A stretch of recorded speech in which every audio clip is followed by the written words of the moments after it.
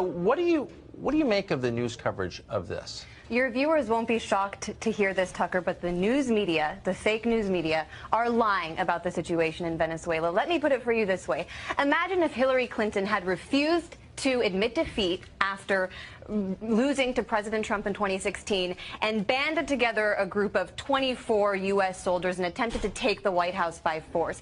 I don't think she'd be walking freely on the streets the way Juan Guaido is walking right now in Caracas, and I certainly think the news media would be calling it rightfully a coup.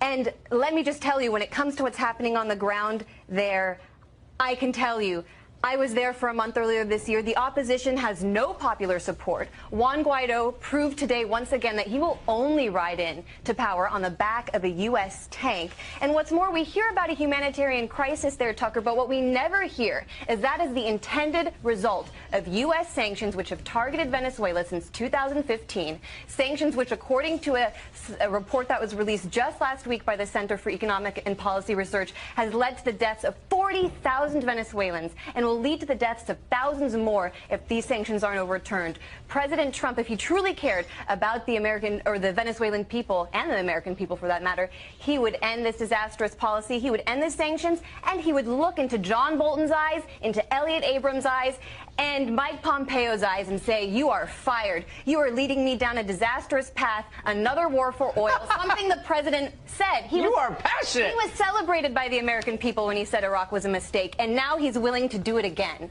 But it is a bipartisan thing. I mean, Biden came out today and said he agrees. Absolutely, it is a bipartisan issue. So, it's interesting. It would be interesting to know why that is. I believe in an open debate.